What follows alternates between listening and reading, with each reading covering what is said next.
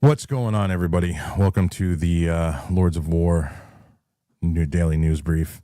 We weren't going to do one today, but we're coming at you for a reason. I was out working, so but this is pretty typical attire for me, I guess. Hulk Hogan is dead at 71. Yep. We're just waiting now for the rest of the guys from the studio to come in, and it is a double sad day. Well, especially for me, because I grew up, I was an OG fucking Hulkamaniac, man. Little 8-year-old Rob running around thinking he was fucking Hulk Hogan. That was the era of the WWF. Fuck the WWE. That was the era of the WWF. That was the greatest era. I'll argue that with anybody. We had fucking real, true legends back then. Junkyard Dog. You guys remember the Junkyard Dog? Andre the Giant. Captain Lou Albano with his rubber band piercings in his face. Man, the Ayatollah.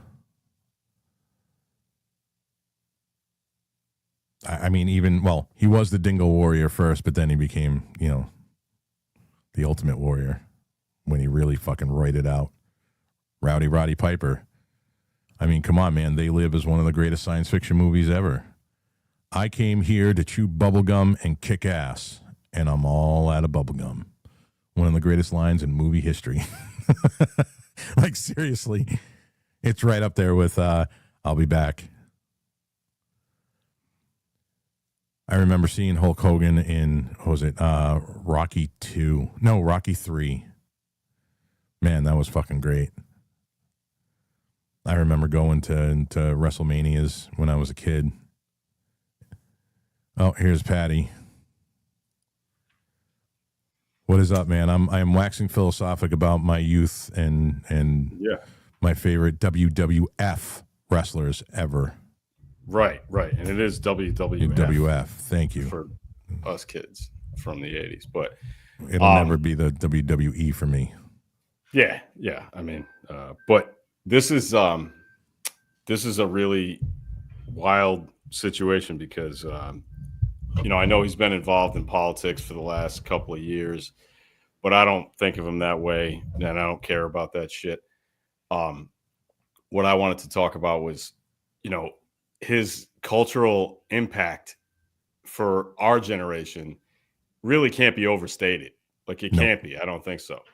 So I remember, just as a story, from my childhood, we used to go to a 10 o'clock mass at St. Teresa's in Providence every Sunday. And then my mother would put us through the torture of going to the grocery store with her for about an hour. And then we would get home just about, like, if we did it on time, we would get home just for the start at noon of the Sunday morning or Sunday afternoon WWF program, which was like an hour back then. Mm-hmm. And it wasn't live, it was pre-produced and all that, but it was the only time you could watch it because we didn't have, there was no such thing as on demand or streaming or anything back then. So I remember being like 10 years old and just sitting in the grocery store, like waiting for my mother, please get us home by noon so we can watch Hulk Hogan, and it was our favorite thing. And my mother didn't want us watching it. She didn't really like stop us, but she used to like look in and we just change the channel real quick and then go back. And because she knew that inevitably after the show was over, like 2 seconds after the show was over, my little brother would be in a camel clutch. Mm-hmm. And because or figure four leg lock or whatever it was. My brother and I the same, bro. Right. My brother's like 3 years younger than me, so I get to throw him around like like a rag doll. But it was fun for both of us. I recently watched the documentary. I think it was Netflix on Vince McMahon that brought back a lot of memories of that era, and they're all good memories. I understand there's a lot of problems with professional wrestling and with drugs, and obviously we understand about Chris Benoit and all that stuff. But when I think of Hogan, I think of like kind of it's like a wholesome era of that, you know, where like I Yeah. loved. I wasn't necessarily the big like I was a Hogan fan until the Ultimate Warrior challenged him for the title, and then I was an I was Ultimate just Warrior talking fan. about, before you got in here, I was talking about how he, transformed from the Dingo Warrior to the Ultimate Warrior Yes, when he yeah, the voided Dingo out. Warrior. I mean, Yep. nobody remembers that shit. They don't even No, remember no. that. And the thing is, I didn't know anything about that until I saw later documentaries on him, and found out that because what a lot of people don't know, and I'm not like a wrestling encyclopedia by any means. I do have a friend who is one, but I and he texted me immediately, like 5 minutes ago. I got texts and all this stuff, but most of these guys had other like attempted alter egos or other personalities before they settled on what they ended up being, Mm-hmm. and that includes Hogan. You know, because it used to be a regional sport. You know what I mean? Like you would only know Yep. a wrestler in the Southeast or the Northeast or the Midwest or whatever. And it wasn't until Vince McMahon basically made it a national sport and consolidated everything that everybody knows who everybody was. But you could be in the Southeast and have one personality, and then like how many different guys was Razor Ramon? Like Oh, like yeah. 25 Hey, different guys. Yeah. personalities. Yeah. Yeah, Shell. They're reporting now it was a cardiac arrest. Yeah. Yeah. I mean, I That assumed it. That's what. I That's mean, what TMZ honestly, said. I'm not going to speak ill of somebody that I loved as a kid, but that's what happens when you spend an entire lifetime using steroids. Yeah. Yeah. The fact that he made it to 71 is pretty. I mean, like, I don't want to be morbid about it because, again, I was a big fan and I don't care about his politics. It's not important to me. But yeah, I mean, those guys, I mean, look at Randy Savage died, what, almost, I want to say it was 15 years ago or something like that. It might have been. Oh, I thought it was longer than that, dude. Maybe it is. I don't know. But most of these guys don't get past like, 50, if they're lucky, because obviously they're all on drugs. And then some of them, like Eddie Guerrero and Chris Benoit, both, did horrible things before they died. Yep. That are probably related to not only steroids, but TBIs. CTE. Yeah, you're right. And CTE, which we associate with football players, but it's wrestlers as well. People like to say this is all fake. 2011. It's not Macho fake Man when you died. get dropped off. Okay, 2011. 14 years ago. Yep. 2011. Yeah.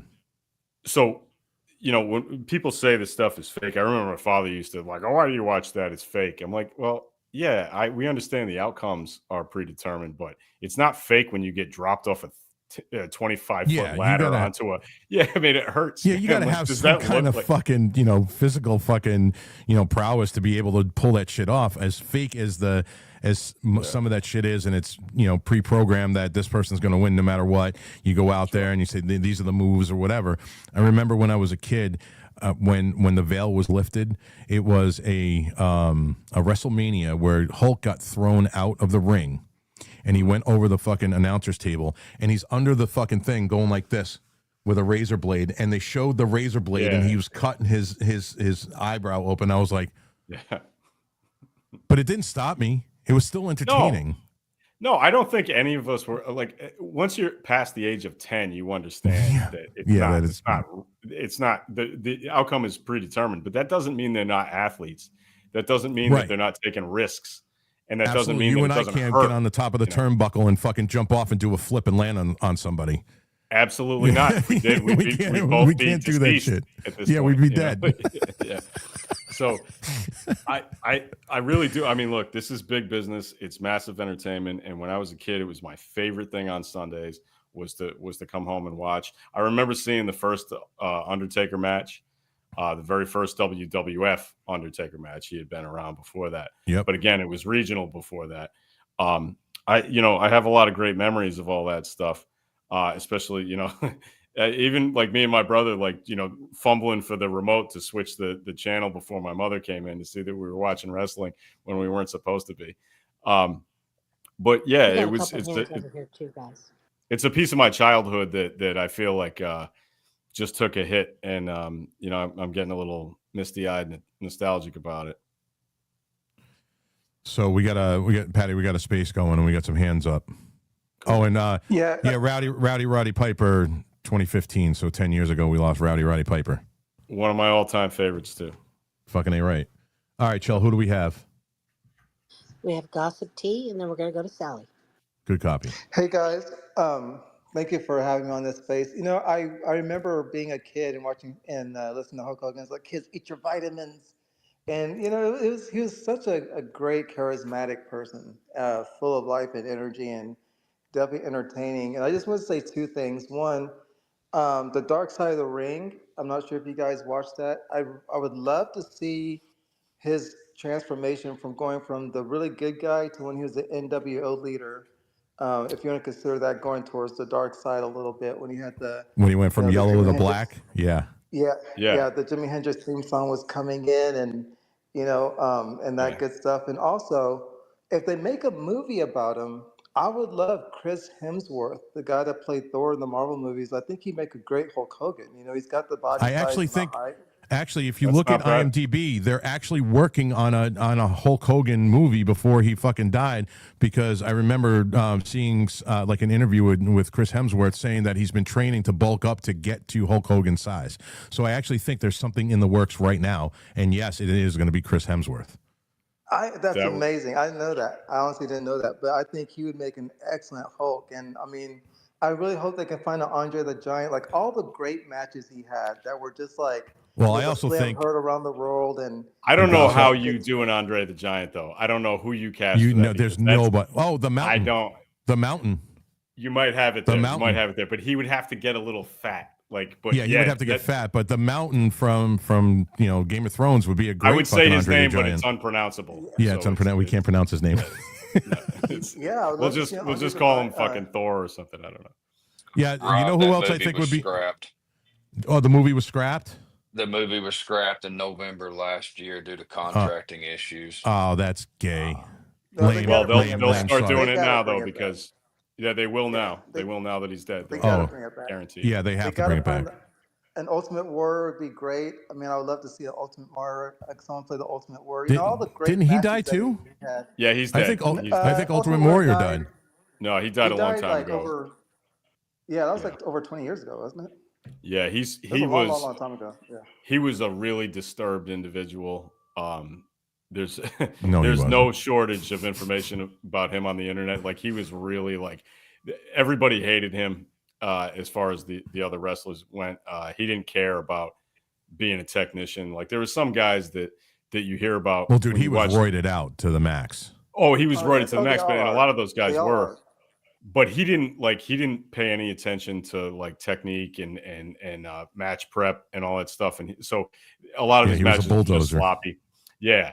Whereas you got guys like I remember people constantly say that Jake the Snake Roberts was like the best technician ever. Like I don't know. I think Junkyard Dog was too. That dude was fucking proficient. Yeah, no, I loved him too. But they say that Jake was like such a really good technician. Like all the matches, like he was technically really well. Mr. Perfect was that way too. Yep. Mr. Perfect's hilarious. Oh, dude, we got to get Keanu Reeves to play Sting. That would be. I think he'd make a great. I think Keanu is too old for that, bro. He might be too old. You know who would be good as Sting though? Henry Cavill. Don't forget we have Sally. Oh, okay. Yes. All right, guys, listen. Sally, go for it. No, go. That's fine, Gossip Man. Thank you for joining in. Listen, everybody in the space. I just want to let you know this is a pop-up space, so we'll get to your hands, but understand that it's also we're doing a live broadcast here too, and it's the Lord of War, daily news brief, but it's like a quickie. So we're gonna get other guys from the studio coming in to talk too. So we're not ignoring the people with the hands, but let the host over here get their shit off first. But yeah, I definitely want to hear from Sally. So Shell, if Sally's ready, she can go. I'm ready. Thank you for having me. This is sad too. With 3 main actors this week, it's sad that everyone is dying so young. When you guys were talking about your childhood and stuff, my kid's grandma saved all of the old, I don't remember the WWE or whatever you want to call it, the wrestlers, right? The rubber ones. They have all of the characters, and that one of them that they have is the Hulk. So it was going down memory lane there, and I think she still has all of those action figures, the when they used to make toys good for kids back in the day. And warning to men, your heart is a muscle, so steroids is going to cause your heart to grow. My dad died at 50, and he did do that, was from the 80s, the steroid generation, and when they did his autopsy, his heart was 3 times the size that it was supposed to be. So be careful when you guys are dabbling in that stuff. And I hope you guys are having a great morning. Thank you. I think, the anabolic steroids that people were doing back in the 80s and 90s, thankfully, most people don't do those anymore. They replaced it with HGH and other things that are not necessarily good for you, but are a lot less toxic. lot better for you than the anabolic steroids from the stuff that Mark McGuire and Jose Canseco and all those guys were doing back in the 90s, and every wrestler. It was just really, really tragic that we allowed that stuff to go on. But hey, big business is big business, and nobody wanted to police it back then because we like seeing guys hit home runs, and we like seeing guys being able to throw somebody. Like the idea that a guy like Hulk Hogan could pick up Andre the Giant and body slam him is absurd, unless you're on some crazy drugs, So, and he was. He did what he had to do at the time to make the money that he wanted to make and provide for his family. I don't have any problem with that. But I just think, the management at WWF at the time should have done something to try and wean these guys off that stuff, or at least discourage it. They didn't do it. Obviously, Hogan wouldn't have died at 71 had he not done any of those drugs, but he might not have been Hulk Hogan either. So I don't know.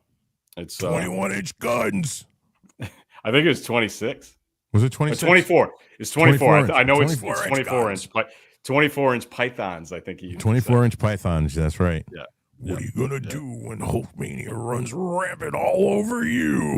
And what I really loved about his character, and this happened long after I stopped, because I stopped watching wrestling when I was like 13. But it's probably about the time that I stopped watching, like right in like 89, 90 was when I stopped. That's when you're it was supposed all to the stop. 80s, dude. Unless you never want to get laid ever again, then you keep watching until you're like 25. But listen, you're gonna piss off a lot of fucking lifelong fans by I know I am. That, I know. dude. Well, what else is new? But no, the thing is, he long after I stopped watching, I know that he switched over. He went from babyface to heel, Yeah. and he did it really well. Like if you watch, I've watched documentaries, not necessarily the matches, but he was just a really good, he was a good performance artist, man. He's a good actor, you could call it, and he was able to do both. He could be the real American Hulk Hogan from 1985, or in 1998, he could be that New World Order, like dirtbag with the dark beard and all that stuff. And he was good at being both. And there aren't too many people who can perform like that. And so he was special. How you feeling about this, Shell? Shell, are you there, my dear? I was gonna say at the same time, Vince McMahon kind of had like a blind eye attitude towards the wrestlers. He was kind of like, "This is a business. They do what they do. It's not my place to say what they do." He's kind of like a Dana White in a way, where he's kind of like, "If these guys are doing what they're doing, it's not my business. It's just like it's what comes with the turf type of thing." Do you guys agree with that? Yeah, Vince. Everything about Vince to me has always been a slimy business owner, and he really only cared about the bottom line. And I think that when it comes down to it, I mean, there's multiple documentaries out there about how much of a fucking sleazebag he is. I think his wife is doing well in the administration. I think she's one of the standouts as far as I'm concerned, because what I want for the Department of Education is exactly what I'm getting, which is great. But we're not going to get into the fucking politics. But no, I think he was a scumbag. There you go. Look at Reno's fucking background. There you go. He's the man. That fucking great, dude. Dude, I just woke up, man. This is heartbreaking. Yeah, dude. I'm feeling it, man. But yeah, had he actually given a fuck about his talent, I don't think we would have seen 80%. Would you put it at 80%, guys? 80% of the fucking shit that we've seen with, obviously the traumatic brain injuries, dudes going fucking insane, all the guys dying long before their fucking times because of the fucking drugs and everything else that they were doing. I think he just didn't give a shit. They were expendable fucking assets for him, and he didn't care.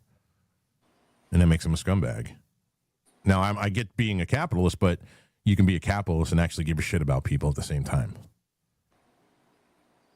Yeah, it's dicey because I think I don't, without the roids and without all the stuff that he intentionally allowed, I don't know that we would be talking about Terry Bollea right now. We wouldn't even know his name, So you could make a case that he's a scumbag, and I don't disagree with that because he is. Not Terry. I'm talking about Vince. Right? Yeah. No, I got you. But you could also make a case that he wouldn't want to live a different kind of life. Like, he lived the life he wanted to live. He did roids because he wanted to be Hulk Hogan, and that helped him be Hulk Hogan. And if he could have lived to be 85 and in obscurity, he would rather die at 71 like he did today and be Hulk Hogan. So I mean, I can't speak for him. Obviously, nobody can. But I think that he would probably say to you, I'd rather have done the steroids and died at 71 and had the life that he had, because he was at one point in the 80s, he was one of the most famous people on the planet. If not the most famous person on the planet. Yeah, sure. Oh yeah, definitely one of the, I mean, he was great in Rocky 3, dude.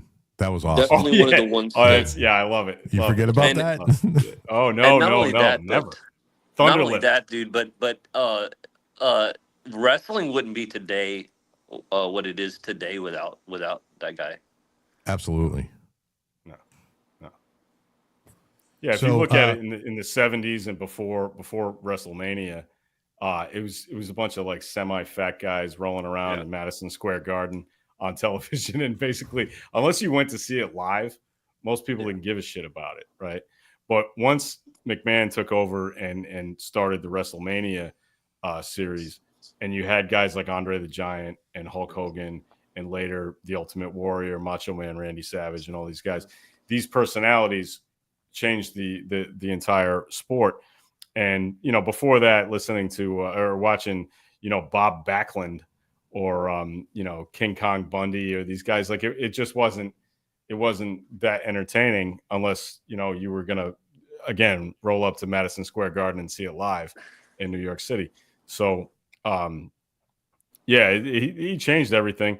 Obviously, there are drawbacks to it with the steroids and whatnot, but definitely one of the first large personalities within wrestling. I mean, I'm trying to think back before him. Captain Lou Albano. Yeah, like back before him, before he hit the scene. I can't think of any huge personalities. I mean, they were good wrestlers, but personality. Oh no, he broke through that barrier. He was the first one. The fucking Saturday. You guys remember the Saturday morning cartoon, right?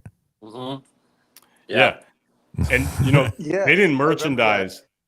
They didn't merchandise anything to do with wrestling until Hulk Hogan. Like there were you couldn't get a wrestling figurine or whatever. Like we all had those when we were kids. You couldn't get those. They didn't make those for fucking Chief Jay Strongbow back in 1979. Nope. You know what I mean? Like they made him for Hulk Hogan in 1984. That's the way that worked. Yep, Hulkmania fucking was the Hulkmaniacs were the army back then, man. It ran wild all over us. Yes, yes, it did. Wow, dude, that's 2 in 1 week. Yeah, no, Sally said 3. Who else did we lose, Sally? Malcolm Jamal Warner died. Oh, that's right. Yeah, he drowned. Yeah. Oh, but that dude. You talk about 80s icons, though. I mean, we all watched the Cosby Show. Come on. Yeah, and we all watched him, crash a car, high on fucking coke, and with a gun in California. Malcolm Jamal Warner? Yeah. No, he didn't. When? Yeah, he did. No, he didn't. The fuck he didn't. Not. Okay, if you're right, you're right, but I'm going to look it up now. I think you're wrong. You just assume because he's black.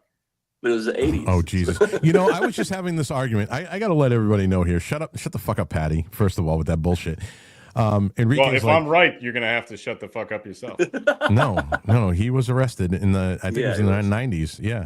Yeah. Crashed a car, I think it was, high on coke. We'll see. Or weed. Either way, he was high. Maybe you're right. Enrique gave me shit earlier today. I don't know if you guys saw, but he's like, dude, he goes, what is your deal? He goes, every single person you've ever interviewed has been black. We're going to have to talk about this. Like, I haven't interviewed any white people yet. Seriously, though. Yeah, no, we did. We lost Malcolm Jamal. They always say it comes in threes, man. Yeah. But, for me, I don't know. It just shows me that, all the icons from when I was a kid are now within the next 10 years are going to be dropping off, man. And it's sad to realize that I'm fucking old. Well, you know what? They're old. We're not old yet. They're all 20, 25 years older than us, so that's the way it goes. Who's the third?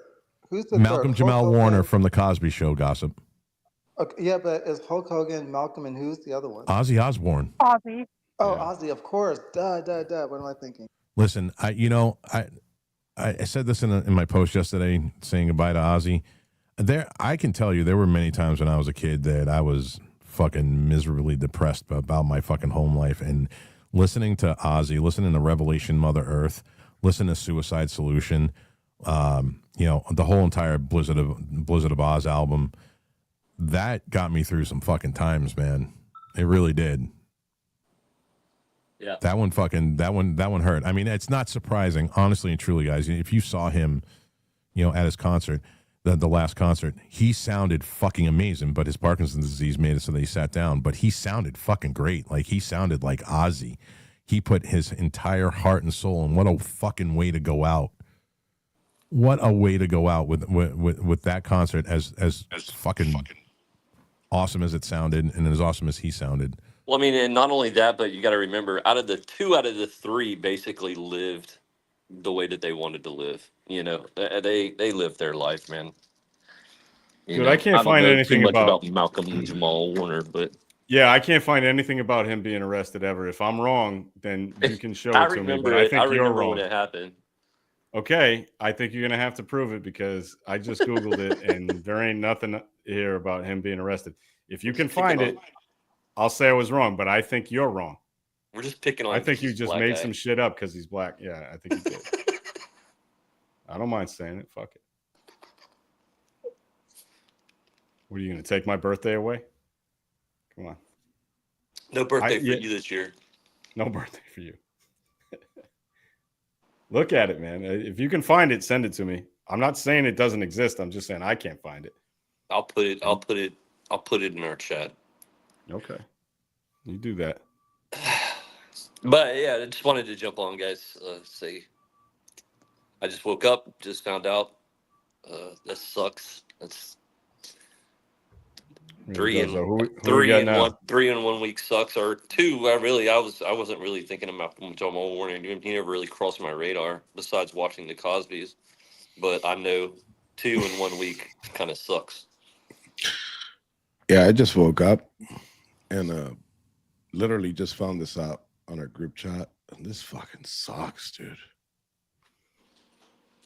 Yeah, I wonder if his store's gonna still be there in Clearwater.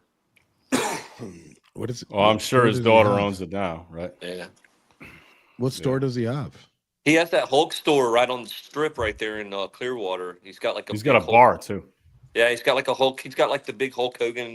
Man, that place is gonna be packed tonight, boy. Yeah, dude. Yeah, it's always that road is always packed, but he's got that big Hulk Hogan statue out there you can take pictures with and stuff. It's right when you go across the bridge into Clearwater Beach. We got a hand, Rob. Yeah, Enrique, we got a space going. Who? Yeah, I can't see who is it, Shell? It's ML. Oh, ML, yes. What's going on? Hey, hi, folks. Hey, Shell, how are you, sweetheart? I'm dandy, honey. How are you? Just fine. Yeah, I just saw this Hulk thing, and I just want to tie in a little bit of my story into this. I'm from Calgary, where the Hart family is from, the Stu Hart dynasty. And I went to school with Owen. We were born in the same year. And I just remember my friend when I was in 11th grade saying, "Let's go to Stampede Wrestling." There's this guy, Bret Hart, and I'm like, "Oh, I'm not into wrestling. Like, it's fake." And he says, "No, it's not fake. It's real. Come on, let's go." So we went, and that was in 1982.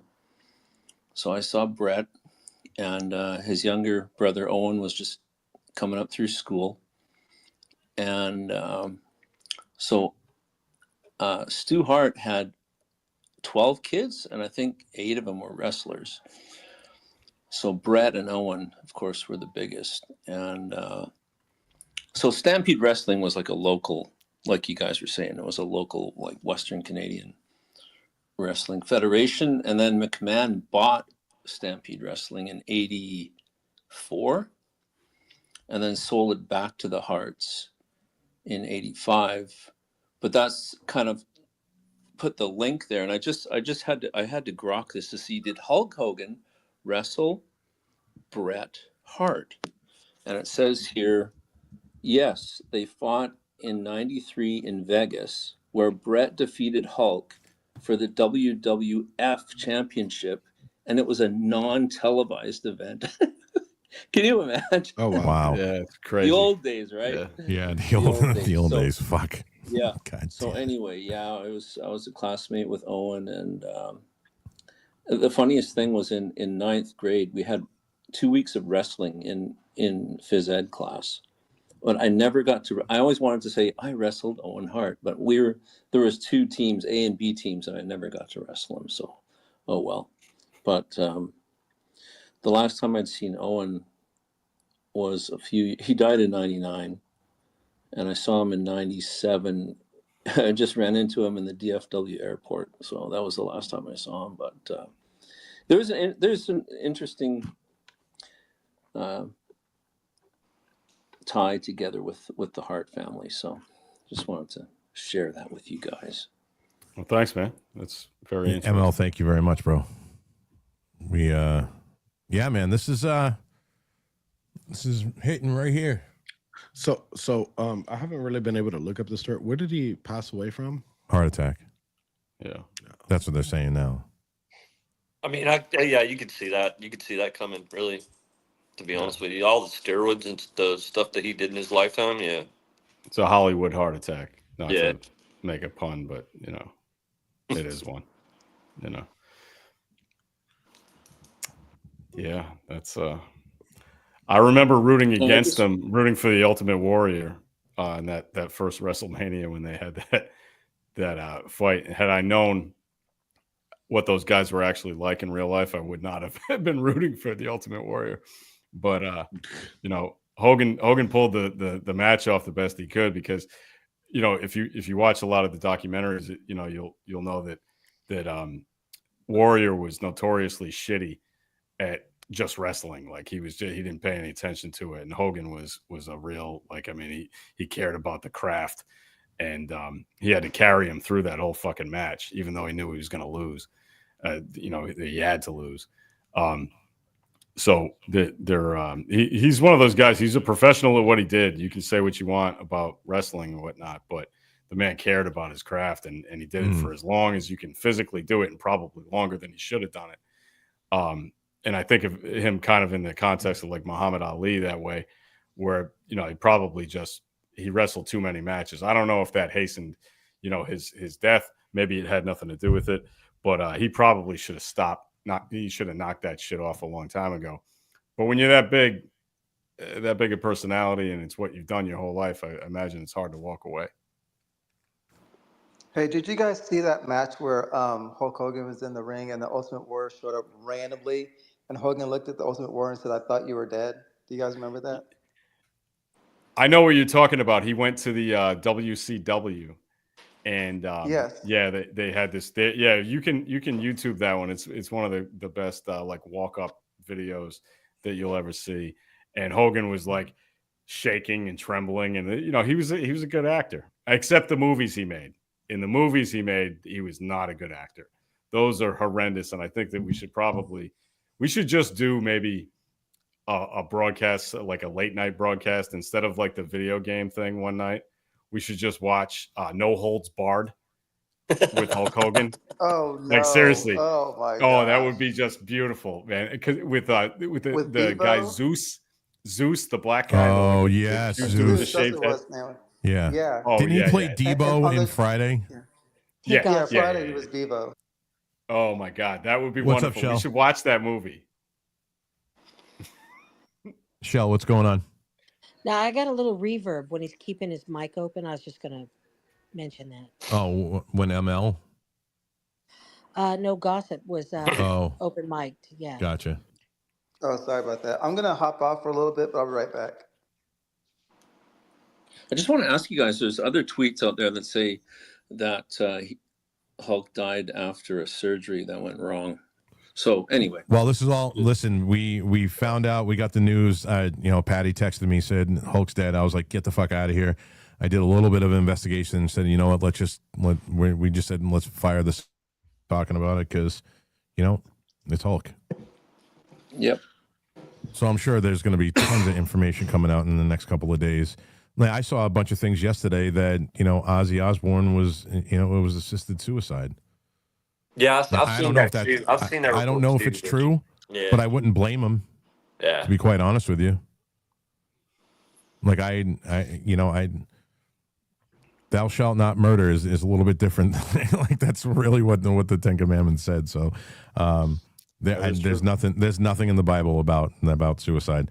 So let's take the Christianity part of that out. And if I knew I had terminal cancer in my asshole and I was just gonna rot from the inside out, if I wasn't allowed to do it fucking gracefully and with dignity, I'm going out like Jax Teller did. I'm serious. I'm going out on my bike. And then he just rammed into the ongoing car. Yeah, I would take my bike out, and that would be the end of it. I'm not. Well, who the fuck? What if you live through it though? What? What's Sally? What if you live through that though? That would be tragic. If I hit a fucking Mack truck, a flat front Mack truck at fucking 80 miles an hour, I am not surviving. I am a bug on that fucking. I don't know. Shitting me. I don't think you're walking away from that. I buddy. don't know, Rob. No. You're kind of big. Don't do that to it. Don't do that to a driver. Yeah, that Then would they suck. would live with that. Go. It's for a really free. inconsiderate way to kill yourself. Go off a bridge. Yeah, I'll go over the Portsmouth Bridge. There you go. Or actually, you know what I would way do? of doing it. You know what I would do? I would drive to the top of Mount Washington, which is like 9,000 feet above, and there's that trail around the mountain. There's no guardrails. Psst. See ya. Facing Just the get, sun. just That's a get. gay way of How about doing this? How about this? Just get a white Chevy Celebrity, a 1980. What was it? 1988 white Chevy Celebrity, and go out like those dudes. Oh, Jesus Christ, dude. You're Crazy. talking about Or no. I'm listen, going out. Dude, I'm only going listen, out one of two you start ways. a GoFundMe. I'm having a heart attack and some young ass, or I'm fucking young female ass. Stop, I got you, good motherfuckers. All right. Or I'm dying on my bike. That's the only way I'm going out. Fuck that shit. I got an island for you. Gay ways. I hear it's Gay for sale. ways. Yeah.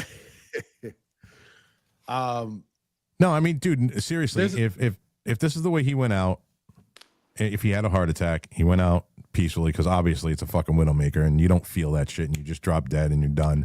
And he lived his fucking life, man. Most people can't say that. Most people die of like heart disease or fucking, cancer or whatever in miserable fucking ways. But, when I go out, I want to go out, and doing something that people knew that I love to do. And there's no better way to go out than on my bike. You're going out I today? want to touch on. Shut up, Cookie. I want to touch on this story really quick because I don't have too much time before I have to leave back for the weed convention. So guys, listen. bring this So up. whoever wasn't in my space yesterday in the show yesterday, we now have branded stand back, stand by, pre-rolled fucking Jesus joints, Christ. dude. It's fucking hilarious. Yeah. You never sent me that screenshot. I mean, dude. let me tell you, everybody's loving this stuff. They taste like beef tips, by Everybody's the way. loving this stuff, dude. Yeah, they taste like beef tips. You know what I've got to say about that. No, it doesn't taste like cocaine Well, and beef what tips. the other guys here have to say about it, because they're all asleep right now. We're all in one suite. They're sleeping. It's amazing. Yeah. We had Why some are of you the other not guys grabbing a come over fucking yesterday. Sharpie and drawing dicks on their faces there if they're still sleeping? What the fuck? Because they have what's their wrong shoes with you? off. Yeah. It's We're Renee. talking nuts to butts. I'm not. What's going on over there? Like, No, we five got guys on we the got a floor. big suite.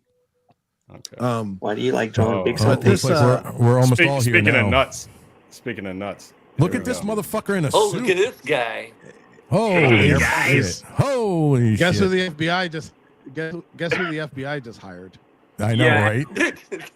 Enrique, I'm Agent As your- Rainey.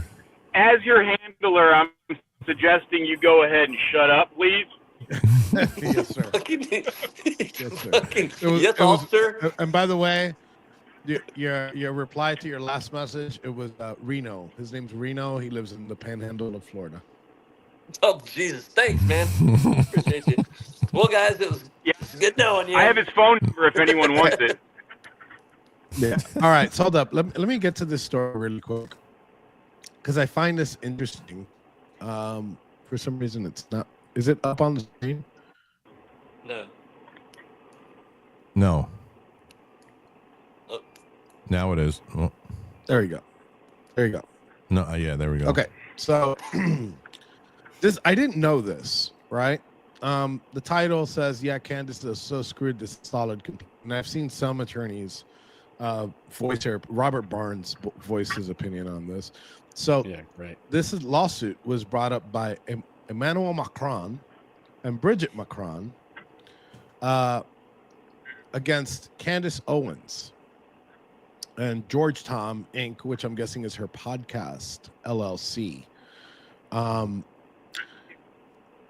I've said it on the show before. I'm not a big Candace fan, but something that catches me off guard here is that a foreign individual, because they're suing at their individual capacity, a foreign individual is able to sue an American citizen in the United Delaware. States court. In Delaware. Yeah, right. Of all places. Like, why no Delaware? matter how much you like or love Candace Owens, this kind of gives me like pause here that some fucking foreign, what's the offensive word for the French? I forgot what it was. The frogs. Frog. Yeah. Yeah. No, that's actually French Canadian because they can call them puddle jumpers. Okay. All right. Whatever. The French. Fuck it. I can't think of a racial slur for French. Freedom fries. Freedom fries. What did These Gavin two call freedom them, the fries, French? are able to sue a United. So they're able to take money from the United States economy and bring it back with them, because it does have good merit, I guess. You know. It does. Well, maybe not. Why? No, Why? it definitely does. It definitely Because No, it doesn't. She'd have to. So I don't know if the burden's usually not on the defendant. The defendant usually has to prove that she doesn't need to prove shit. reasonably believed. No, Huh? all they have to prove, the prosecution has to prove that Candace knows that she's lying, right? That's why defamation is so difficult to prove, because you Well- have to have evidence that the person who's saying things knows that they're lying, and most people get away with it by just saying, "No, I really believe Okay. this," right? So hang on, and that's guys. hard to So that's hard to disprove. In time court. out. Time out. Time out. Go ahead, This was bro. already handled in 1988 in the Supreme Court. I'm not sure what you mean. The People versus Larry Flint was an Right. was an actual case where he was saying that Jerry Falwell was having sex with his mother. Yeah, right. Yeah, I understand what you're If saying. you can't think that this is on the same level of as that, No. and it wasn't even about parody. It was about What I'm our saying freedom is- of the press, being able to say the things that we want. And right. and in this case, you know, what was it? What's his name? Scalia was like, hey, you know, would any reasonable individual believe that? I don't think most reasonable individuals, you know, really take. Well, I'm not Candace saying Owens I at heart. know what the outcome of this is going to be, but what I'm saying is that what what you have to prove in these defamation cases is actual malice, right? She has to know that she's lying and do it on purpose in order to defame somebody else. That's very difficult to prove and almost never actually gets proved, but sometimes it does. And in this case, I think they got a pretty good case against Candace Owens. Now, whether Enrique might be right that bringing a case against a U.S. citizen when you're a foreigner, like, is that legit? I don't know about that, and I guess we'll find that out during this whole situation. To me. Yeah. No, so I did look up a little bit, and this could happen. This happens actually often. I forgot what was it. It was like a political case where a foreign government sued either a company or an individual here in the United States, and I think it's that case settled, regardless. But I think it is very legal for it to happen. I just find it fucking crazy that's the topic. Now, I guess that point is the first one. Rob, do you have any thoughts on that? I think this is a fucking joke, to be quite honest with you. Well, no, not the merits of the case. Not the merits of the case. I'm just saying, like, a foreign entity or a foreign individual being able to sue a United States citizen in federal court. It's not like an international court. That shit happens all the time, though. I know it happens. I know, but like, I don't think it should. I don't think it should be allowed to. I mean, I don't think that our court should even, grant any of these lawsuits from another fucking country. It's You know what, you want to sue Candace Owens, sue her in France, and if she ever goes to France, pick her up at the fucking airport and bring her to court. Our government should just literally tell every other fucking country to go fuck themselves. Fuck you. You're not fucking suing a fucking citizen in the United States of America because they're exercising their First Amendment right to free speech. Fuck you. Well, she doesn't want to be a citizen of the United States of America anymore because she lives in London with her rich white fucking. Oh wait, does she live in London? Yeah, she does. Lives in London. Did she? Oh, yes. I didn't know that. Fuck. She's been gone. She left the country years ago, man. Like, she got married to some rich fucking dude in England, and she doesn't give a shit about the U.S. anymore. And I'll tell you, she's just fugazi in the first place. She's been full of shit for years. She used to be red pill black on Twitter and went on InfoWars wearing black leather and being like, an edgy young, black pretty woman who liked Trump. And then she goes on Fox and starts wearing pearls. Did you say she was pants pretty? Suits. Yeah, she is pretty. This motherfucker's got jungle fever. You don't think Candace Owens is attractive? Like, I don't even need to argue with you. Hold on. We're going to talk about that after this first. All right, hang on. Wait. Well, let me finish my point before. We have questions. We have questions over in the audience, Enrique, when you're ready. Go ahead. Shell, who do we ready? have? Yeah. Conservative Penn. Hey, Penn. Hey, so I was going to say, I kind of wonder if her angle is going to be that when she spoke out about her being allegedly transgender, she was kind of speaking on another case that had gotten dismissed where two other influencers or whatever they were said that Malcone was transgender. So I just kind of wonder if she's going to say, well, I was just bringing you guys the news. Yeah. Well, we did see, it's not a foreign entity, I guess, but we did see a case of where a circuit court pushed this over the edge, and it's actually one of my followers. You remember in 2016 that guy that put out the tweet that if you're gonna vote for Hillary Clinton, vote on this day, and he posted like the day after the election, and they prosecuted him for it. Yeah, didn't he get like 20 years or some shit like that? No. I don't think he got that much. But yeah, I think he got like he didn't. No, he got time. He got time. I think it was like anywhere between 2 and 3 years. Really? But the Fucking circuit court ridiculous. just overturned his conviction completely. Oh, awesome. In the case, I don't know if there's a connection there. I guess the other question, Barry, I'll let you chime in on this before I change the question about this. Well, I mean, if I agree, I don't think that a foreign government should be able to sue an American citizen. And if that's the case, why the fuck can't we sue George Soros for all the shit he's done over here?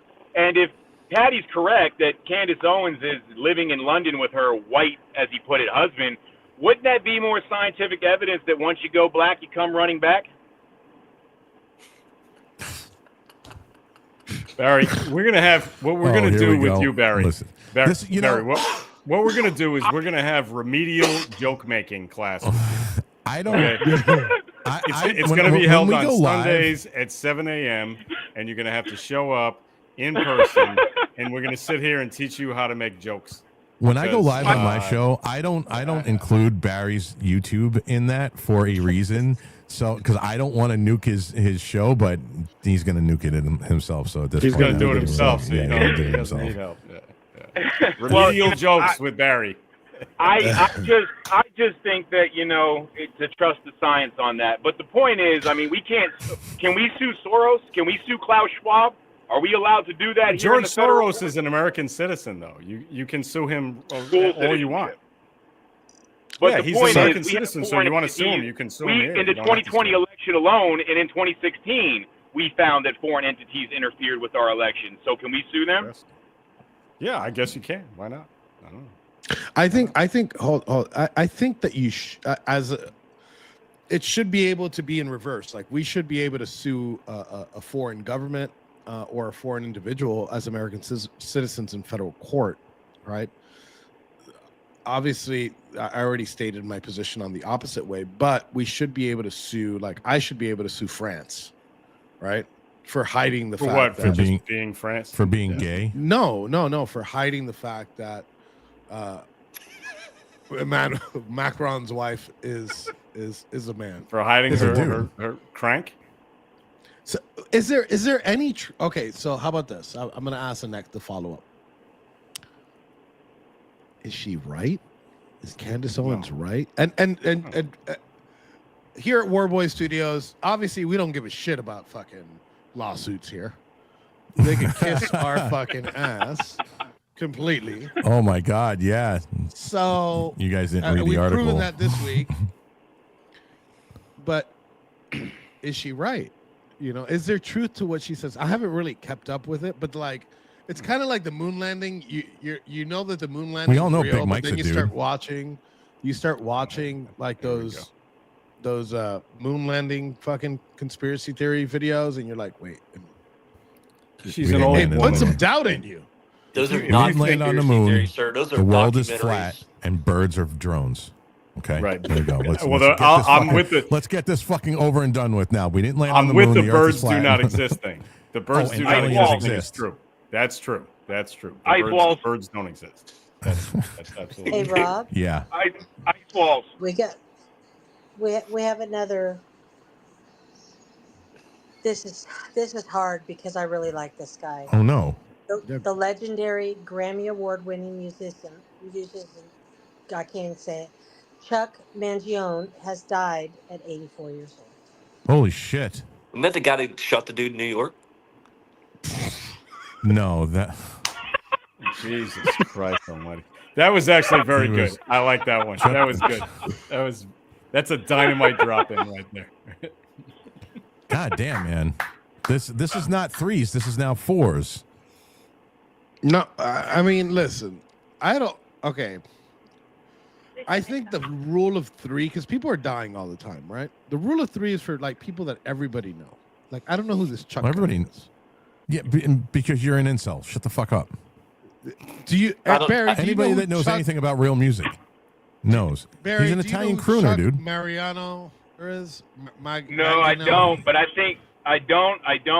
But as far as the Aussie thing goes, people are definitely looking at this with a very pessimistic scope. I mean, the dude's been sober for fucking over 24 hours for the first time in 40 years is what we really should be celebrating here. So too soon. The fact that everyone wants to get there and fucking be negative about this is it's really telling about the times we're in, I guess. We need to send him to comedy camp. We don't know the. That's what I'm saying. Comedy camp on Sunday mornings. I can't. Yeah. I'm googling this over guy, and I'll help him out. and like his face doesn't even seem. He looks like Nick DiCarlo.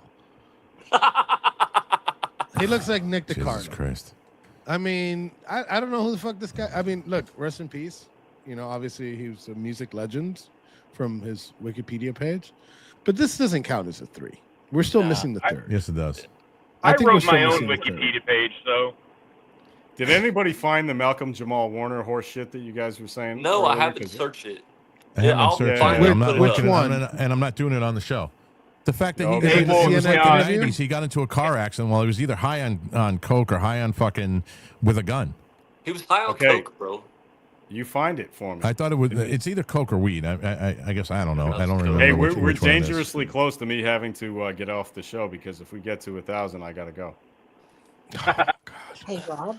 Yeah, yes, Shell. I actually got to get back into trial. It's the crime scene evidence stuff. It's going to be Barry, hit up what you're doing really quick. Yeah, real Okay, quick, Shell. so- Hold on. Without getting into any details of the case, because I can't do that, obviously, I'm a citizen observer right now for a trial taking place in Broward County, Florida, where there is a lot of indications and signs that the defendant may actually be being set up and framed. They're alleging that this is some kind of organized crime situation, but there's a lot of weird things on the case that I'm not going to say on here. But it is a public case. People are free to tune in. It's in Broward. That's about all I can give. But I'm a citizen observer to make sure that an individual is receiving his constitutional right for an unbiased and fair trial. Good job, officer. Yeah. Thank you. So- You're welcome. Awesome job, Barry. Yeah. Like, So I'm gonna at least somebody else wants to take this shit seriously. Yeah. Uh-oh, I here it mean, comes. it's a weird thing. But I'll give you guys updates. We'll talk about it on the show as it goes on, as from what I can disclose. But it's a very interesting story playing out here in Broward County, Florida. Here, Enrique, this should help. $9.99. Uh-oh. This does not help. This makes it so much worse. Screw this. Can't get enough of your love, baby. That guy?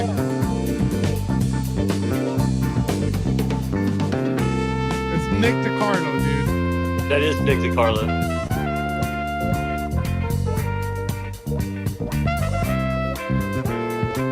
You're gonna tell me you've never heard this? Yeah, that's straight Aussie material right there. I have no idea what the fuck this is. Okay, can you take this off my screen? Dude, I have Thank no you. idea, dude. Thank you you've for never taking that heard off. that song? That song's No. in so many fucking movies. Yeah, whatever. Like background music, like when they get in the elevator. Wasn't or Shell? like there's Wasn't like that a fucking beach scene? wasn't Feel So Good in Arthur? They're driving down the road in a 70. Oh fuck! I just said that out loud. Ugh. What did you say out loud? You've Nothing. been using your out loud voice a lot today. I said, Okay. Shell, isn't it wasn't that song in the movie Arthur? And I said, oh no, oh yeah, my out, yes, I know. I think they just Fucking banned. Shell. I think it was. I think Yeah. they just banned Jake Chansley. Yes, Oh, they no. did last night. I did. think he deactivated, didn't he? You think he deactivated? I think might he be deactivated. deactivated. He Now, I fucking have a- knew. nuked, like in his brain. He fucking nuked. Oh well, Yeah. that's not a new thing. I have a statement from Ric Flair. If you guys want to Yes, Go hear ahead. it. thank you, Shell. Ric Flair just posted, I am absolutely shocked to hear about the passing of my close friend Hulk Hogan. Hulk has been by my side since we started in the wrestling business. An incredible athlete, talent, friend, and father. Our friendship has meant the world to me. He was always there for me when I even didn't ask him to be. He was one of the first to visit me when I was in the hospital with a 2% chance of living, and he prayed by my bedside. Hulk also lent me money when Reed was sick. Hulkster, no one will ever compare to you. Rest in peace, my friend. Yeah, that's a tough one. Well, today. there you go. You're right in the feels. Yeah, dude, right Yeah. here. Yep, Yeah. Big that time. lump in the throat, dude. Oh, look, the FBI's back. Seriously. Well, hey guys, we're over 1,000, so I gotta go. So thank You you. don't for, have, you kicking don't me off the announce show. it. At 1,000, you don't announce it. You just fucking end. All right. He's actually doing it. What, dickhead. That is such a great rule. I mean, if we start getting more views, like let's say we get like we start getting like these big viewers, like fucking. I'm watching on the other side. Alex Jones currently has like 108,000 views. So like we launch him before we do the intro. He's got to leave. Is that like a when we hit 1,000 live viewers and Patty's got to bail. He leaves in the That's studio. such a low bar. Such a low bar. In the green I room. mean, come on. Is it? Yeah, that's what I'm thinking. Like, we should go for 5,000. 5,000 live viewers and you guys want to gotta pump those numbers up, son. Those are rookie numbers. Yeah, right. Yep. All right. I also have to leave. I have to be at the marijuana convention in the next 20 minutes. Jeez. That's fitting, though. Where's the beep? It is. I really hope you ordered more of that same color that you're wearing. Yeah, okay. Jeez. I just texted you last night because I didn't know if that's all you needed.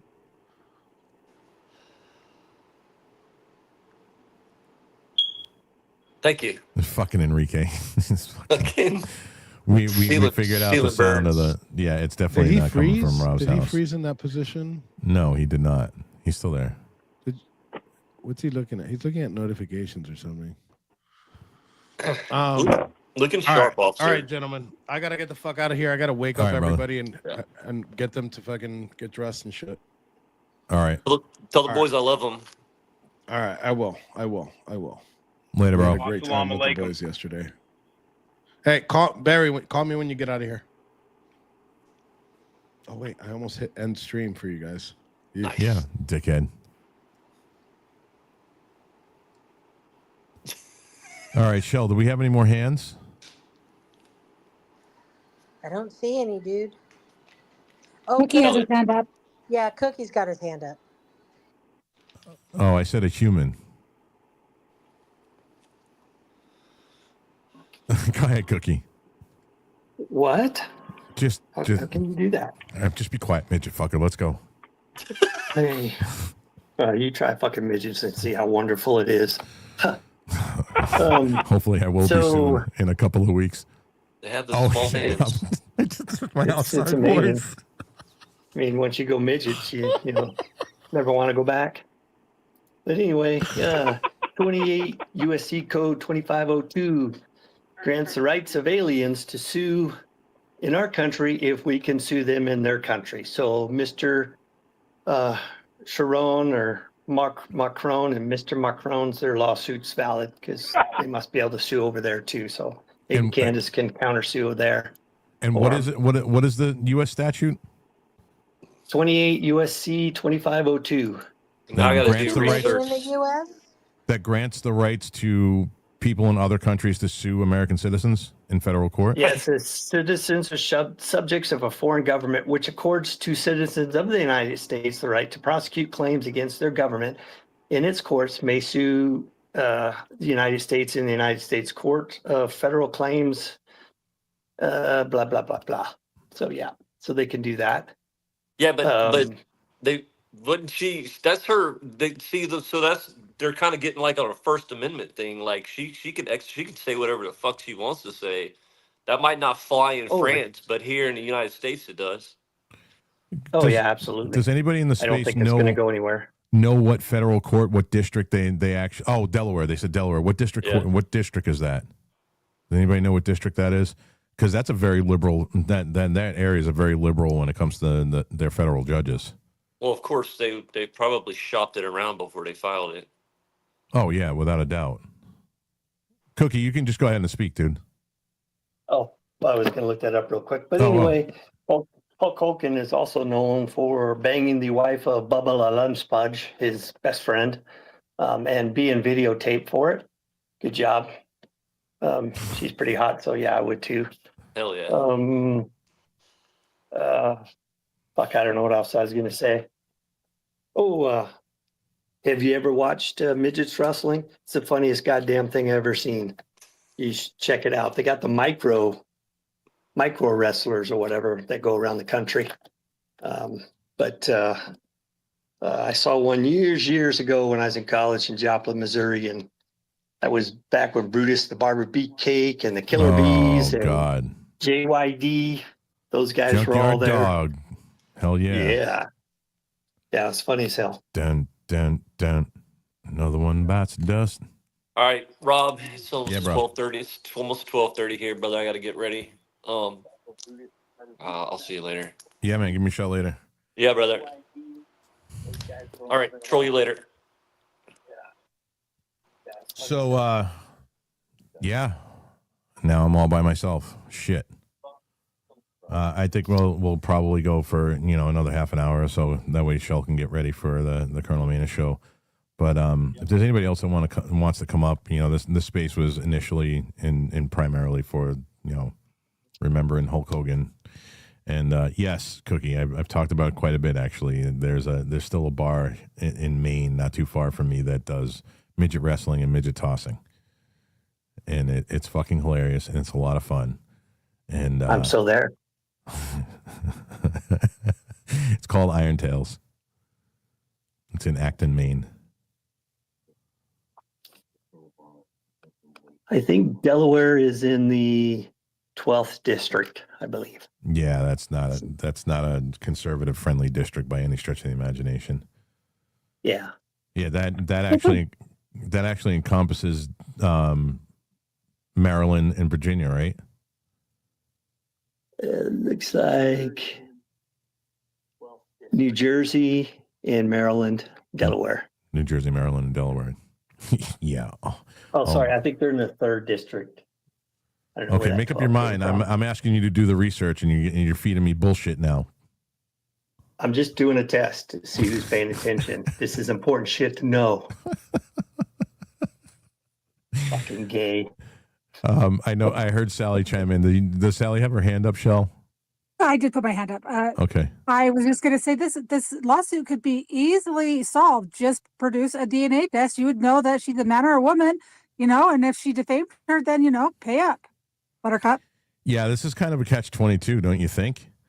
It's either, all right, so is Candace, so if you're going to go to court and say that Candace Owens is lying about it, you have to fucking produce evidence that she's lying. Total scare tactic. They're just trying to bully her. I'd be interesting to see how far this goes. Yeah, I think I used to like Candace when she came out. I think she's gone a little bit cuckoo bird. I guess that happens to a lot of women after they have babies. And they don't get their pH regulated. No, I'm kidding. I'm joking. Get married. And get married, yeah. No, I'm kidding. I'm kidding, ladies. I'm kidding. But no, I think she's a little off the fucking rails, man. I really liked her when she came out and she stood for something, and who could not appreciate Blexit? And now she's just, holy fuck, man. I listen to her and I'm going, yeah, it's a little bit spicy of a take there, my dear.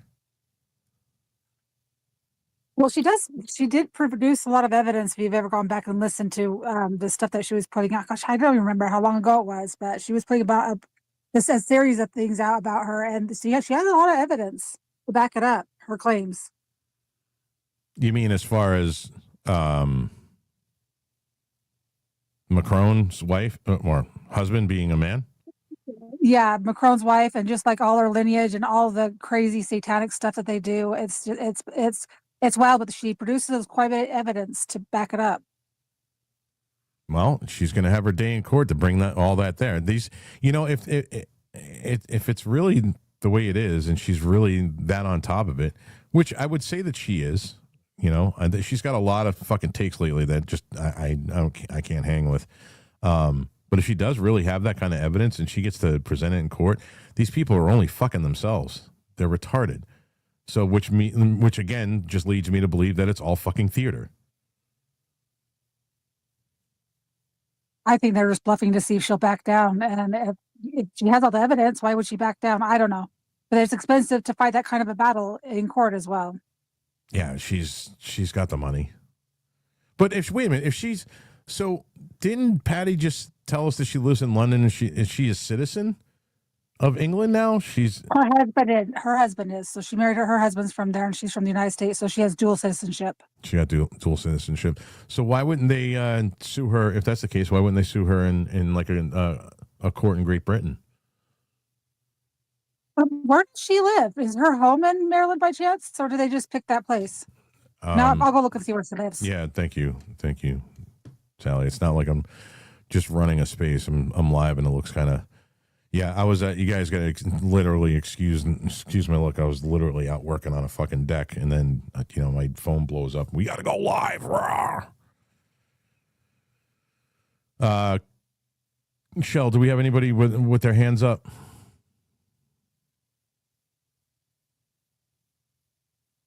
Well, I was just going to ask if Sally's going to be out on a boat later.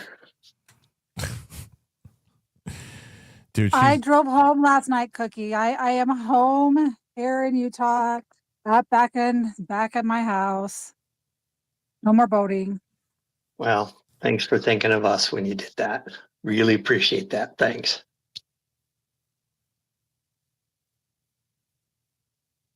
Oh my. Candace Owens lives in Tennessee.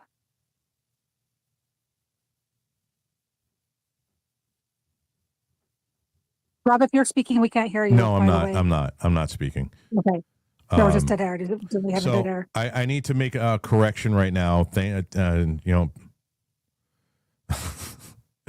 I have to make a correction right now, and there's going to be a joke in there, and it's going to be a spicy one, just to let you know it's a joke. So Malcolm Jamal Warner was never arrested for anything, nor was he in an accident or with cocaine or otherwise. It was Todd Bridges, but unfortunately they all look alike, so I guess I can't tell them apart. That's what I was thinking too, because I was like, I thought it was another one from the Cosby. I'm kidding. I jest, people. I jest. But no, seriously, it was Todd Bridges. Willis. Beagle has his hand up, just so you know, Patriot. Shell, are you there, my dear? I am now. Sorry, it's making me some oatmeal. Yeah, I played. I know you guys can't hear it, and somehow, some way, I will finger that out too. Is I played some Mangione. Oh, I missed it. Yeah, it feels so good. His big huge hit. So we have. I know we have speakers, hands. I don't know if I can see. I can't see them. You have Beetle, and you have Deb. Yeah. Thanks, Sally. Beetle, what's up, brother? What's happening, Rob? What size were Terry's pythons? And since he's passed away, does Ric Flair have to pay the money back that he borrowed? And you can always tell when Candace Owens is lying because her lips are moving. Now, let's start with the first question. How big were those pythons? Were they 24 or 26-inch pythons? I thought they were 24, but I think they were 24. Yeah, I think they were 24-inch pythons. Yeah, it's sad passing for the brother, man, Mr. Terry Hogan. Yeah, man. Yeah. Yeah, listen, I guess he went out on a high, man, just like Ozzy did, dude. After his performance, at least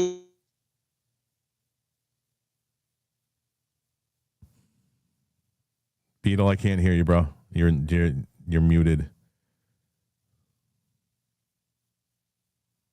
Can anybody hear me? Hello? I can hear you loud and clear. All right. Yeah, Beetle. Yes, Rob. Yeah, there we go. Shell, who do we have next? Sorry, I was annoying you, Shell. No, that's not annoying me. Deb, go ahead, honey.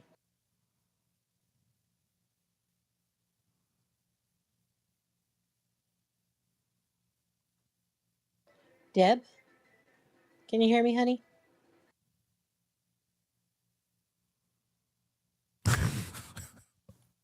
I guess she can't hear me. I don't know. Rob, see if she can hear you. Deb, can you hear Shell? Deb, can you hear any of us? She just dropped. Okay. Let Sally handle it. I can call I have your hands. So since Shell's multitasking just a little bit. True Mega, you're next. I was just gonna say, I don't know if I just got here, so I don't know if you talked about Andre the Giant, but that was like the coolest thing I ever seen. That was like awesome. I actually saw it, and Hulk lost. I guess he got pinned or something at the end, and it was just like the most incredible like wrestling match ever. Yeah, that was incredible. The only person to do it, right? Am I correct in this? Maybe I'm not sure.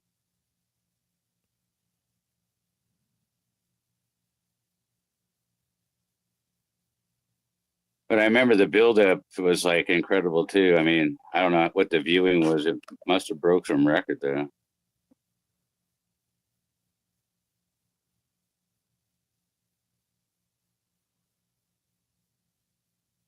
But that Andre guy always creeped me out. He's like, I don't know. I never seen somebody that kind of looked that giant and creepy. He had a disease that made him keep on growing. That's why he died young as well.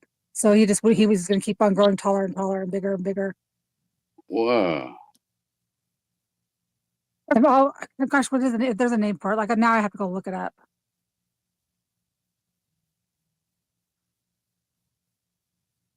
Yeah, it says that Hogan body slammed Andre, but ended up losing by a pinfall. Even though Hogan, this is the important part. Even though Hogan clearly kicked out before the 3 count was made, so it was like controversial, I think. I am. Is that when it was still the WWF? Yes. Like listen, right? Nick, it will always and forever be the WWF. The WWE does not exist in this dojo. Thank you. Fuck those panda people. Right? Yeah, fuck those motherfucking panda people. Exactly. Panda people came and fucking tried to ruin everything. Yeah. I think that's like everything took a shift shortly thereafter. But I will say that it's like much like we were talking like Aussie, right? But just like this generational moment. It's almost like I want to say like humbling. I think we're all feeling our age, right? We're all feeling that like mortality as this week has been passing. With like legends, right? Like these are just like, oh, people pass, but like these are 2 legends, and so everything's in threes kind of shit. Now I'm like on the edge of my seat, but it's wild. What a wild day. Cap, go ahead. I actually see Cap's hand. Holy shit. Cap, can you hear me? Rob? Yeah, I could hear you. How you doing? All right. Yeah, I grew up in the Philadelphia area when Vince McMahon started. I know he was out of Connecticut, but they did a lot of stuff in Philly. And I met a wrestler by the name of Les Morgan. His real name was Little Abner. He was Hillbilly Jim's tag team partner. This guy was a U.S. Marine. He still trains the state police in using the batons. And I used to sit and talk to him a lot, and he told me just about everything about the majority of the wrestlers. His daughter wrestled as well. He had a building behind his house. He had 2 wrestling rings in there where he would bring people in there to train. And he told me that he always referred to Hulk Hogan as Terry. He called just about every wrestler by their first name. I mean, that's how he knew them. And he said that he was a good guy, giving. Some of the funny stories that he told were just, I mean, hey, look, they're human beings, One of the funniest was George the Animal Steel, if you remember him. Anybody remember him? Oh, absolutely, George the Animal Steel. Are you shitting me? Him and his fucking green tongue? Oh, my God. He said George was a character. Oh, I bet. Just a flat out, just, great guy, give you the shirt off his back. And then I learned that Chief Jay Strongbow His real name's Sal. He's Italian. He's from northern New Jersey. And if you remember Chief Jay Strongbow, well, he had a twin sister, and Les used to see him a lot. They were really good friends, and they lived on the coast there, in northern New Jersey. And he told me one day he was driving up, he was in his neighborhood, and he saw it was his sister. His sister was like a complete twin, and he pulls up next to her, and he says, "Oh, hey Sal, where you going?" She turned around. She said, "F you, Les."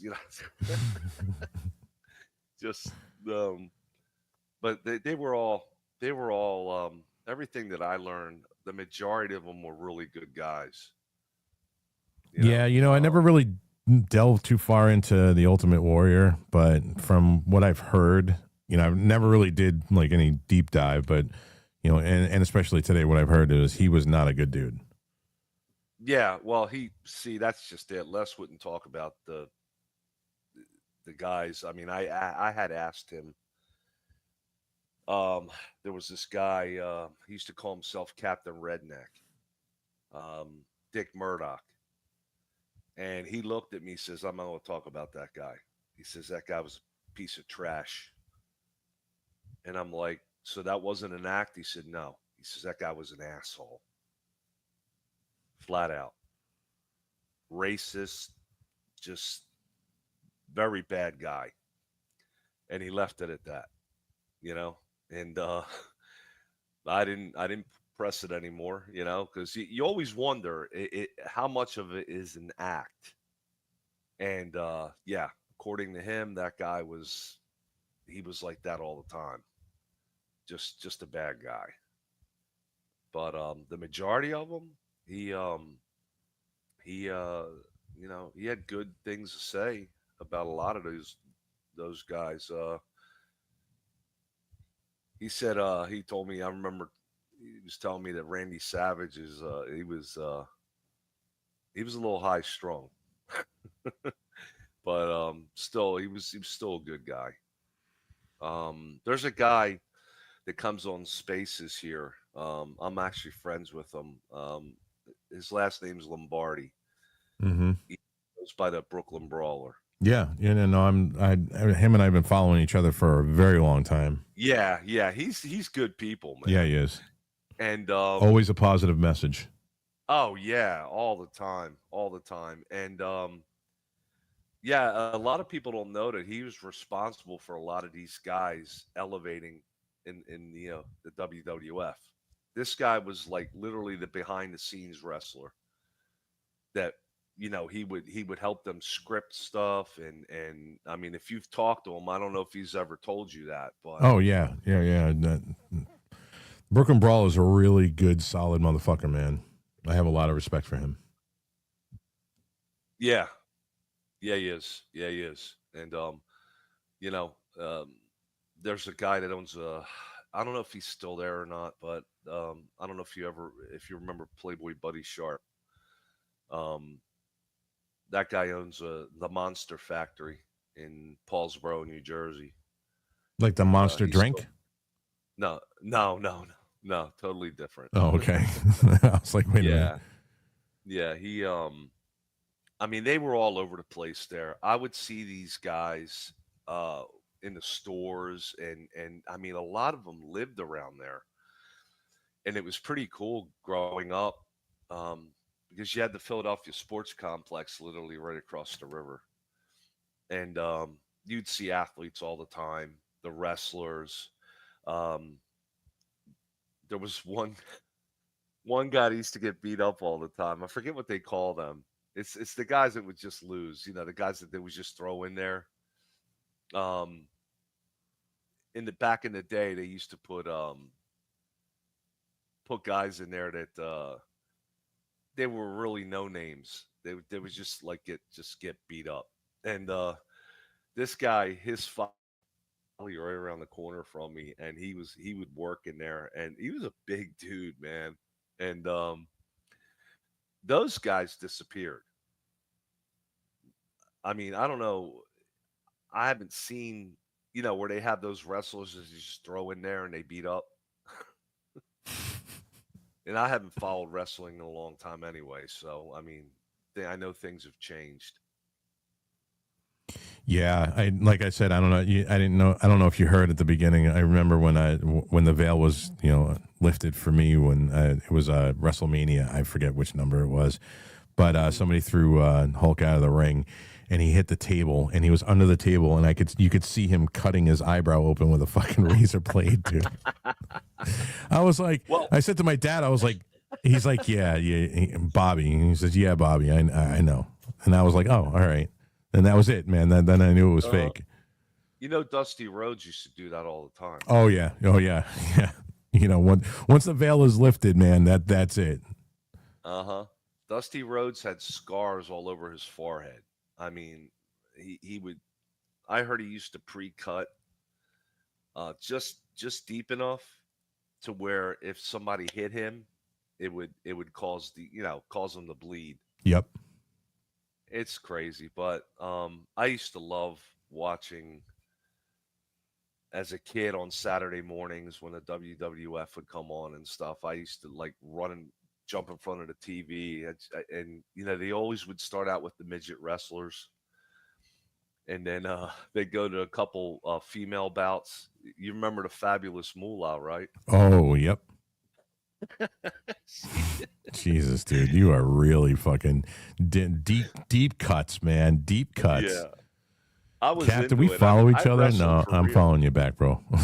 Absolutely. I didn't even know that you were following me, bro, but I'm following you back especially with them fucking deep cuts. Shit. It used to be really entertaining. They did a lot of silly stuff. Yep. But they would just put on a show that you don't see that anymore now. Yeah, you don't. They ran away from that, and it's way too dramatized. It really is. It's fucking it's horrible. Exactly. You know, remember when the managers used to interfere in the matches, like Captain Lou Albano? Yeah, fucking Captain Lou was the fucking man, dude. He was absolutely the fucking man. Yeah, and dude, you brought up George the Animal Steel, and I'm like, oh god, I remember him too. Jesus. And then I'm like Junkyard Dog, what's his name? The Ayatollah. You mean the Iron Sheik? The Iron Sheik, yes, Iron Sheik. Yeah. Oh my god, yeah, dude, that was my era, dude. That was my era of watching the WWF.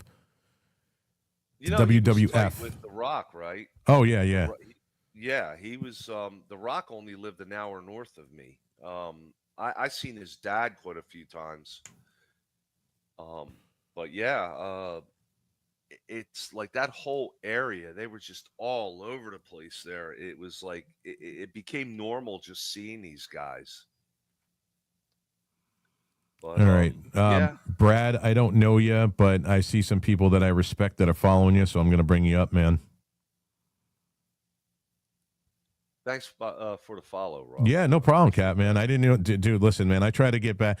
Like my account is so fucking weird that when I start following people back, it fucking locks my account, and I'm going, it's just one of those things, man. It's I try to get back to everybody, and with the amount of if I get like 12 or 13 people following me in a day, it doesn't show me everybody. But yeah, dude, no, thank you for the follow, dude. I appreciate it. Oh, you're welcome, man. It's an honor. Let's see, Gene. Okay, you're followed by Angela and Gur Panda and 192 other people that I know. So that means you're hopefully not a fucking loon bag. I give everybody a fucking mic anyway, but I'd rather in a situation like this, we're remembering, an icon, and I would rather not have a fucking space disruptor. So don't mind me vetting you guys, but yeah, Brad, go ahead. Yeah, man, that's sad. As soon as I saw that on there and I was like, man, he died. I was like, man, he was definitely my childhood hero for sure. I remember when I was little and the earthquake sat on his ribs and crushed his ribs. I was like crying because I thought he actually got hurt. And then, of course, obviously, I was like, oh no. The fucking innocence of awesome, youth, right? Dude, I love that guy. What'd you say? The innocence of youth. Yeah, You I know? know. It's like, but yeah, he was definitely my childhood hero for sure. Yeah, I remember like on the weekends, like Patty was talking about it earlier. On the weekends when I was living in New York, I would my grandmother would go shopping on Sundays, and my grandfather and I would go while my grandmother was shopping. We would go canning because my grandfather was trying to teach me the value of money. So I would go and collect cans, and I would return them into them, you know, the can return, and I would get 5 cents for each one, and I would save up, and then we would go to this comic book store, and then when we get home, my grandfather and I would be watching the WWF, and it's probably some of the greatest memories I have of hanging with my grandfather, who was the only man in my life when I was growing up that I respected. Yeah, it just, he loved Hulk. He loved Hulk Hogan. He did not like Roddy Piper because, listen, I'm 100% fucking Sicilian from New York City. We didn't like those Irish motherfuckers. So my grandfather did not like Roddy Piper at all. What the fuck? How was did he he wearing? die? Roddy Piper? I think he had a heart attack. No, Hulk Hogan. What happened Oh, to he him? had a heart attack. I guess it was all those steroids they were doing back Yeah, in the man, day. that's exactly what it is, man. That shit'll fuck. I mean, the anabolic steroids that they used to use in the '80s was definitely way worse than Not that HGH is great, but it's way fucking worse than the shit that they had in the fucking '80s. Well, they didn't monitor it like right now, like The Rock. I'm sorry to butt in because I lift and I thought about taking this stuff, but I'm not ever putting that in my body. There's too many drawbacks to it. Dude, I've been carnivore for 2 years. I get up, I work out every morning. I try to do at least 100 fucking push-ups, sit-ups, planks, the whole 9 yards in 45 minutes before I go to work, and then I come home and I do another 100 push-ups. I try to do that every single fucking day. And I'm like, listen, I'm fucking 50 years old. I'm not going to ever be Jack Diesel like I was in my fucking 30s. It is what it is, dude. It's about being healthy now. Yeah. That's all it is. It's just surviving, prolonging your life. Yeah. That's about it. That's really what it is. Yeah, I don't whatever. I'm never gonna have the Adonis body that I had at fucking 39 years old, and I gotta come to fucking accept that shit. And I mean I could go and get some fucking HGH and transform myself in a fucking month, but no, I would never do that, dude. I don't do any fucking drugs. Shit, the last drug I ever did was I was 17. Yeah, really research it because like that, and that's what I did. They got shops here where you can go and they assign somebody to you that gives you the injections and all that. The Rock has a personal doctor that does it for him, but the negatives outweigh the positives. I mean, yeah, you're going to look great, but in the long run, it starts taking a toll on you. I don't know. I'm somebody who's a glutton for punishment, and I believe that anything worth doing is worth doing, hard. I don't go the easy route in anything I do. And Shell will attest to that. Nothing I do in my life is the easy route. It's always the fucking hard way. And I don't. Whatever. It is what it is. It's you get. That's when the blessings come, though. Is when you take the hard route, though. Say that again, Brad. I said that's when the blessings come is when you actually take the hard route. Yep. All right, so guys, we got about 8 minutes left. The Colonel Maina show is going to start at 2:30. I don't know. Do we? Let's see. I'm trying to see hands. Hold on. Let me just reset the browser here. All right, I see Jeff, True MAGA, and Cookie. Jeff, go ahead and make it quick. Hey, real quick, bro. I know the show's fixing to start. You got Cookie and True up. I just love watching the wrestling back when we were kids in the late 70s and early 80s with the Von Erich brothers and Tiger Conway Jr. and Gino Hernandez in Houston. Because Paul Boss, he was top promoter. And he brought all those guys into Houston. Chief Wahoo McDaniel, Jimmy the Superfly Snuka. Man, great times watching a lot of good times with the Macho Man and the Hulkster.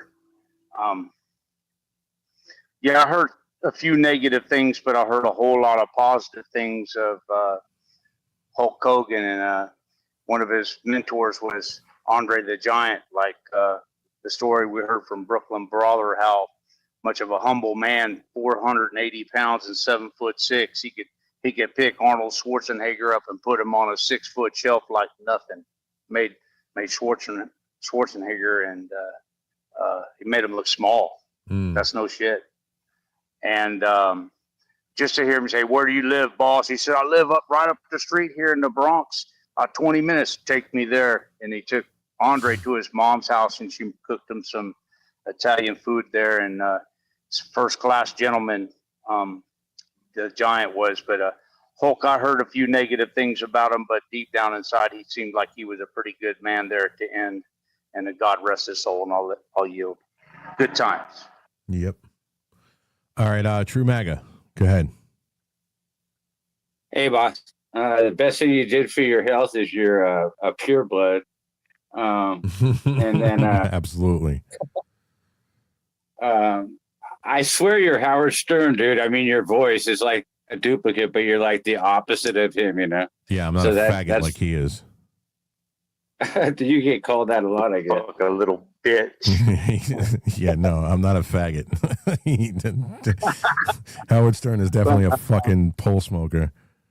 Somehow, some way, the Howard Stern of the 80s died at some point, and they replaced him with an Invasion of the Body Snatchers type deal with somebody that's programmed into the leftist ideological cocksucker. But the initiation into this thing is like, I thought just like you, it's all fake, which it is, but I thought I was tough when I was a kid doing some workout, and some guy sat next to me on a bus and we rode together, and he's like, I just tried out for that shit and I got slammed around like a ping pong ball. And this guy was bigger than me, right? Way bigger. And he goes, it's so hard to get like with those guys. Like, imagine trying to get in with the Hulk, and you want to be famous, right? They're just beating the shit out of you, you know? Yeah. So this has been a very for any of us 80s babies, this has been a very depressing week. This is been a big ball of suck. When it, the only musician, actor, like star, whatever, that I ever shed a tear for, and I have no problem saying, was Dimebag Darrell. Him getting shot and killed.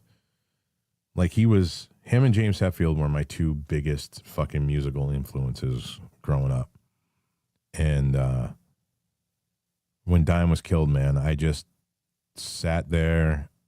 I didn't even realize it. My girlfriend at the time was like, "Do you realize you're crying?" And I was like, "No." I just had fucking tears streaming down my face. I wasn't like bawling like a fucking bitch, but I had fucking tears. That one hit fucking hard, man. I had the USA made, Washburn Stealth, which they only made like 300 of. I wish I had never had. I didn't have it at the time. I had actually fucking pawned it so I can afford to have my band go to the studio and pay for fucking with my guitar. And boy, am I kicking myself in the ass now. That thing's worth 30 fucking grand. But I mean, I had his gear, dude. I had his fucking signature guitars. I had his fucking, his Randall Warhead amp, and that was just fucking. But I remember growing up, man. Revelation Mother Earth was one of my favorite songs ever. It was the epitome of like calm before the storm. The fucking song was amazing. Randy Rhoads was phenomenal on that song.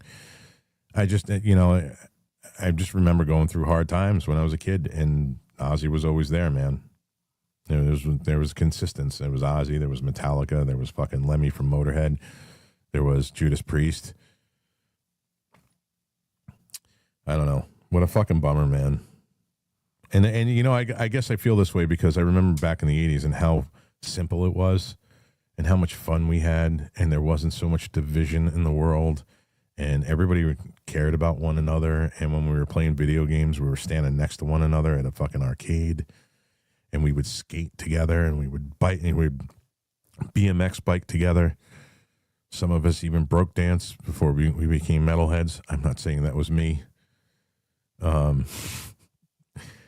you know, there was more of a sense of community then. So when I hear about, you know, Ozzy and fucking, it just brings me back to that time and how much better of a time it was, especially with us here in America. And it sucks that we're at where we're at right now. But that said, the most badass show I wish I would have got to see, Rob. I didn't want to cut you off. Was Pantera after the Berlin Wall fell and the Soviet Union collapsed. They played for about 1 million Russians in Moscow, and that show was fucked. That was one of the greatest concerts ever, dude. Yep, I got to agree. I actually got to see. And then real quick. Go ahead, Nick. Sorry, I know you're going to end this. So you didn't actually say, did you ever breakdance? Were you a breakdancer? Did you ever breakdance? I have no idea what the fuck you're talking about. Be quiet, woman. So yeah, you kind of I have no idea. This was 1982. This was 1982. Were you wearing like Jordashes? I'm like, no, I was in parachute pants and Adidas sneakers. The hammer bands. Oh my god, I'm gonna meme this. Okay. And you're gonna meme this? Oh, that's awesome. That's just fucking. That's not cool. Go fuck yourself. Thanks, Nick. I appreciate it. All right, guys. Listen, I'm gonna end the live stream. Give me a minute while I get before everybody bails out. Listen, I wanted to. So Angela was up here. I don't know where she went, but I wanted to talk to you guys because we normally talk about this on the show usually, and because Enrique brings it up, and we're talking about the lawsuit. And part of the lawsuit is that there are still 4 of the Proud Boys that have not had full pardons. Joe Biggs being one of them. I'm going to put together a post probably this afternoon or tonight. I really hope you guys have the opportunity to read it and share it out. It's really important. Joe Biggs, Purple Heart recipient.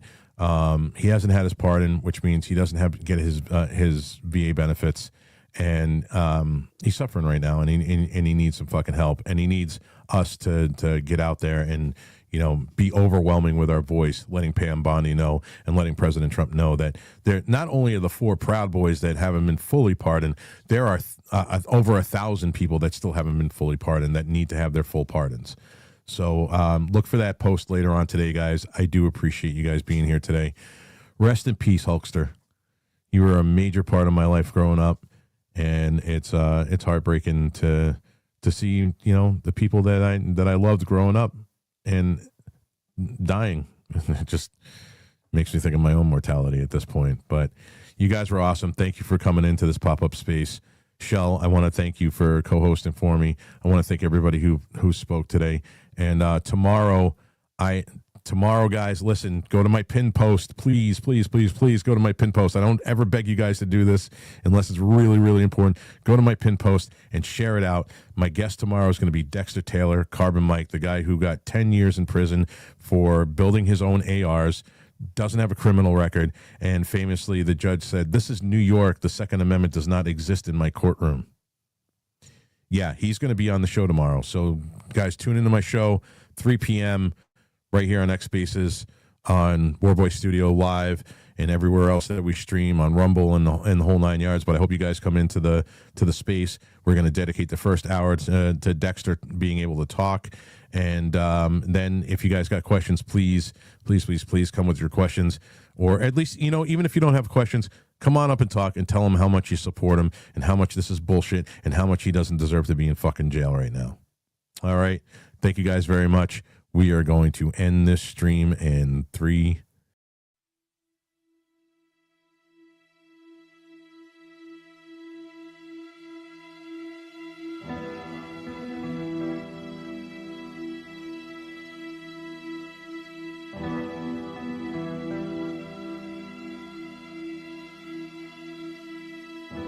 Load up on guns and bring your friends. It's fun to lose and to pretend she's overboard and self-assured. Oh no, I know a dirty word. Hello. Prosecutor said Ethan Nordine was the undisputed leader of the group that day as they tried to prevent the peaceful transfer of power. FBI agents arrested Proud Boys former national chairman Enrique Tarrio at this home in Miami. By 2 this afternoon, he was in federal court. Here we are.